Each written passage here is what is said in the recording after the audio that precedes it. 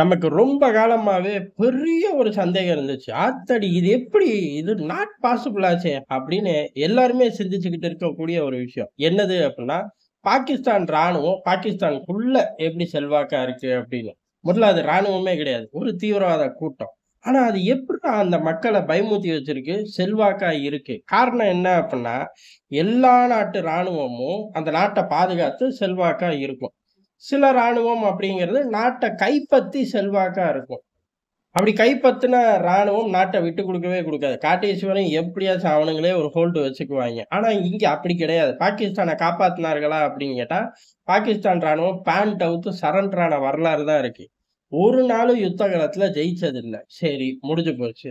பாகிஸ்தான் நாட்ட கைப்பத்தி அப்படியே ராணுவம் கன்டினியூவா வருதா அப்படின்னு கேட்டா, அதுக்கும் வழி இல்ல. பாகிஸ்தான் ராணுவம் அந்த நாட்ட கைப்பற்றும்.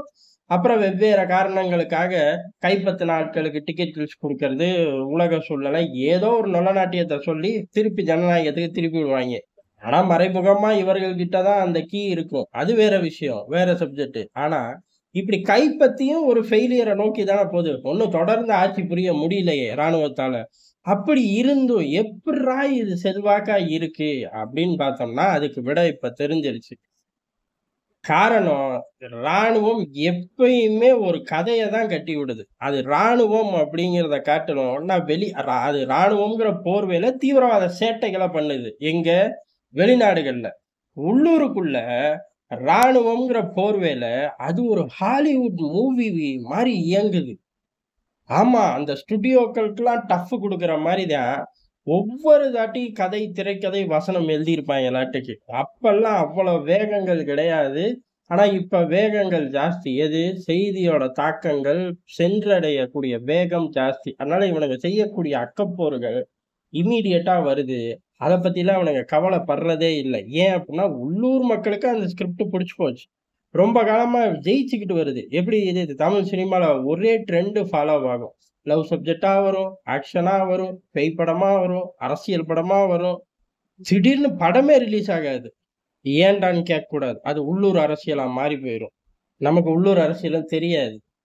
அதனால அத அப்படியே விட்டுருவோம். அந்த ட்ரெண்ட் ஒரே மாரி ஃபாலோ ஆகுங்கிறதுக்கு ஒரு உதாரணம் அவ்வளோதான். அந்த மாரி பாகிஸ்தான் ராணுவம் ஒரே ட்ரெண்ட் தான். வெற்றி பெற்ற ராணுவம். அடப்பாவிகளா! எப்படா வெற்றி பெற்றீங்க? வெயிட்டோம். இப்ப பஹல்காம் தாக்குதலுக்கு பதில் தாக்குதல். வெற்றி பெற்றுட்டோம்ல அப்படின்னு சொல்லி வெடிய போட்டுட்டாய்ங்க. டேய்! கால்ல விழுந்தடா. நைட்டு 12 மணிக்கு கூப்பிட்டு கால்ல விழுந்து கதறுனடா நாயே! அது உனக்கு தெரியும். எனக்கு தெரியும். உலகத்துக்கே தெரியும். எங்க மக்களுக்கு தெரியுமா? தெரியாது. அதான் விஷயம். அப்படின்னு சொல்லி ரோட்ல இறங்கி பட்டாச போட்டாய்ங்க. பாகிஸ்தான் கொடிய தூக்கிட்டு பறந்தாய்ங்க. அதுக்கடுத்து ஆசிம் முனிருக்கு பதவி உயர்வு ஃபீல்டு மார்ஷல். அதுவே உச்சபட்ச பதவி தான் நமக்கு தெரிஞ்சு. ஆசிம் முனிரோட ராணுவ தளபதிக்கு நிகர் பாகிஸ்தானுக்குள்ள எதுவும் கிடையாது. ஆனா அதுலயும் ஒரு உச்சபட்சமா ஃபீல்டு மார்ஷல் அப்படின்னு தூக்கி குடுக்குறோம். ஏன்? இந்த போர வெற்றி பெற்றுட்டார் அப்படிங்கிறது தான். இப்படி எல்லா கதையும் கட்டுனதுக்கு அப்புறம் துருக்கி போய் பிச்சை எடுத்தாய்ங்க. அடுத்து அஜர்பைஜான் போறாய்ங்க. கேட்கவே வேணாம். அதுவும் ஒரு வெலங்காப்பய ஊரு. அந்த வெலங்காப்பய ஊர்ல மிகப்பெரிய ஸ்கிரிப்ட அடிச்சு தள்ளுறாய்ங்க. மனசாட்சியே இல்லாம படங்கள்லாம் தோத்து போணும். நாள பின்ன கதைகளுக்கு பஞ்சம் அப்படின்னு வந்துட்டா, இந்த பயலுகள்ட்ட போனா கதை கிடைக்கும் அப்படின்னு கூட உலகத்துல நெறைய பேர் பொட்டிய தூக்கிட்டு போலாம்.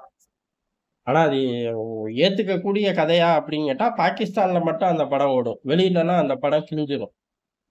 படப்பொட்டி டப்பா டான்ஸ் ஆடுதுங்கிற மாரி ஆயி போயிரும். என்னா ஒரு அருமையான கதை! என்னா ஒரு அருமையான கதை! காரணம் என்ன அப்புட்ன்னா, 4:30க்கு இந்தியா தாக்குது. திருப்பி 9:30க்கெல்லாம் மறுபடியும் இந்தியாவே கூப்ட்டுருச்சு. என்ன அப்புட்ன்னா, அ போர் நிறுத்தம் வேணும். சமாதானம் பண்றோம் அப்படின்னு சொல்லி. காரணம் என்ன? இந்த 4:30லேருந்து 9:30க்குள்ள பதில் தாக்குதல பாகிஸ்தான் கிழிச்சிருச்சாமா.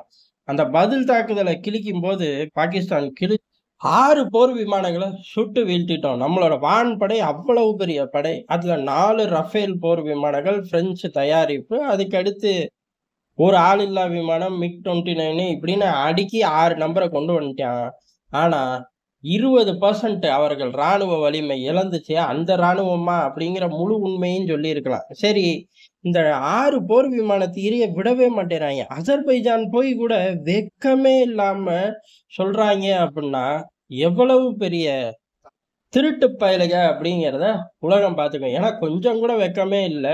அடிச்சு வீழ்த்தினதுக்கு ஆதாரமே குடுக்கல. அதாவது எப்பேர்ப்பட்ட ராணுவ ஆப்பரேஷன்னாலும் சரி, அதுக்கு ஆதாரம் வெளியில வந்துரும்.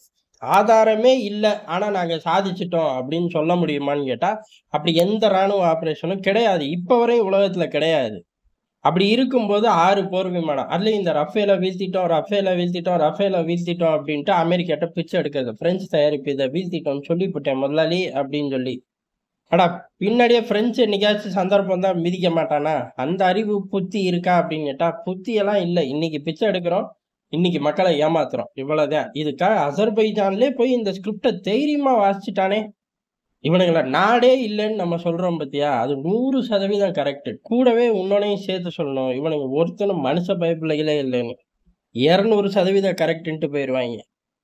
இவ்வளவு கூத்தையும் பண்ணிட்டு, முழுக்க முழுக்க இவ்வளவு கூத்த பண்ணுதே, பாகிஸ்தான் பெரிய ஆளுன்னா சொல்றாயலா, அதையும் சொல்லல.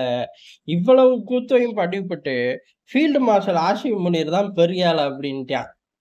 ஷெபாப் ஷெரீப்ப பிஎம்மா போட்டதுக்கு, ஆசிம் முனீர் தலையில அந்த இடத்திலேயே பால் அபிஷேகம் பண்ணாதது ஒண்ணுதான் குறை. அந்த மாரி தான் பயப்புள்ள வாசி வாசின்னு வாசிச்சு தள்ளிட்டான். எந்திரிச்சு நில்லுங்க, எல்லாருக்கும் உங்கள அறிமுகப்படுத்துறேன். பச்சை புள்ள பாரு, நேத்து பொறந்த புள்ள பாரு. எல்லாருக்கும் அறிமுகப்படுத்துறேன். இருக்கிற அம்புட்டு பயலுக்கு தெரியும். இதுல வெட்கமே இல்லாம அஜர்பைஜானோட ஹெட்டு, துருக்கியோட ஹெட்டு எல்லாம் உட்கார்ந்து கை தட்டிக்கிட்டு இருக்காய்ங்க.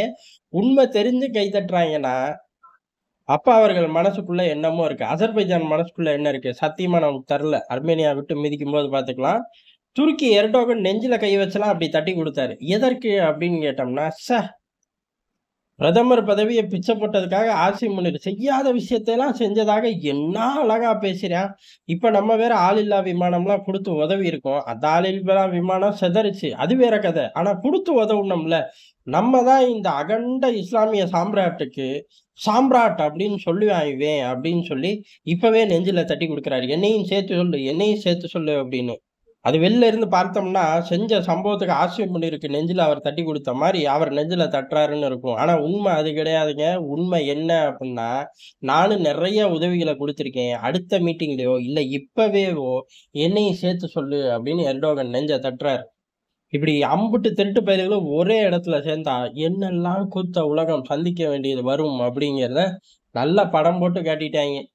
அவன் செஞ்சு, சாதிச்சு, கொடிய பறக்க விட்டு, வெற்றி விழா கொண்டாடுறதுக்குள்ள அடுத்த விஷயம் வந்துரும். அத நோக்கி கிளஞ்சு ஓடிருவாய்ங்க. எல்லா நாட்டுக்கும் பொருந்தும். அண்ணன் அமெரிக்காவுக்கும் பொருந்தும், ரஷ்யாவுக்கும் பொருந்தும், இந்தியாவுக்கும் பொருந்தும்.